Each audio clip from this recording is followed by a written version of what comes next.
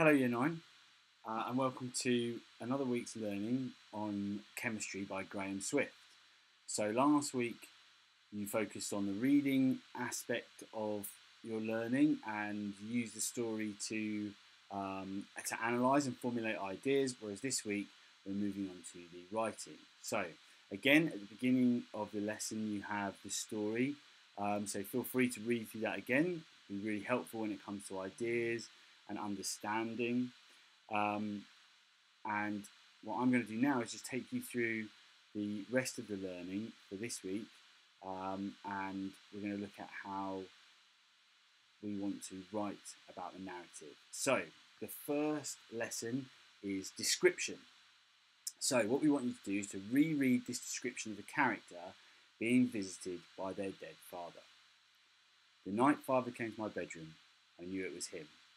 His hair and his clothes were wet, his lips were caked with salt, seaweed hung from his shoulders. He came and stood by my bed, where he trod pools of water formed on the carpet and slowly oozed outwards. For a long time he looked at me. Then he said, "It was her. She made a hole in the bottom of the boat, not big enough to notice, so it would sink, so you and grandfather would watch it sink. The boat sank like my plane." He gestured to his dripping clothes and encrusted lips. "Don't you believe me?" He held out a hand to me, but I was afraid to take it. "Don't you believe me? Don't you believe me?" And as he repeated this, he walked slowly backwards towards the door, as if something were pulling him, the pools of water at his feet drying instantly. And it was only when he disappeared that I managed to speak and say, "Yes, I believe you. I'll prove it." So now what we'd like you to do is write your own description of a character being visited by a ghost. Try to avoid cliche and copying other writers. So look at writers how this writer has used sinister details like his lips were caked in salt. Think about what the ghost will want to communicate to your character and how your character will feel to see them. Really think about the description of the ghost and the emotive reaction that your character has towards that. So lesson 2, we're looking at characterisation. So in the story, the setting of the shed reveals a lot about the grandfather's character. It's a space just for him, separate from the rest of the family. We want you to write your own description of a character and location that reveals a lot about them and is specific to them. Focus on describing the place more than the character. The setting should reveal to us what we need to know about the person. And when you're doing this, what you want to be thinking about is how can you use object or design or aspects of the shed which might give us clues, maybe metaphoric clues, about the way that the character feels and thinks.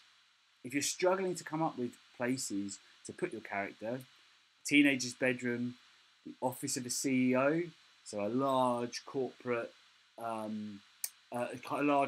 company and the person that leads that, or the jail cell of a prisoner. So lesson 3 is structure.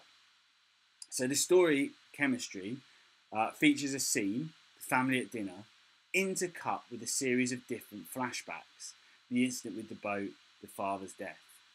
And so what we mean by that is you've got this one main scene taking place, but that as that scene unfolds, we are taken to different times and places in order to give us indications about the characters involved in that scene. What we'd like you to do is to write a section of a story using the same structure where a present day scene is intercut with relevant flashbacks. Think carefully about how flashbacks will inform the present day scene. You could use 4 dots, as this story does, to signify the beginning and end of the flashback.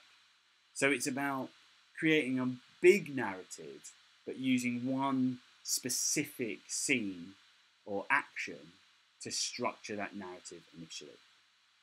Okay, Year 9, that's your learning for this week. Good luck. I hope you really enjoy writing and using chemistry as a starting point for your own narrative.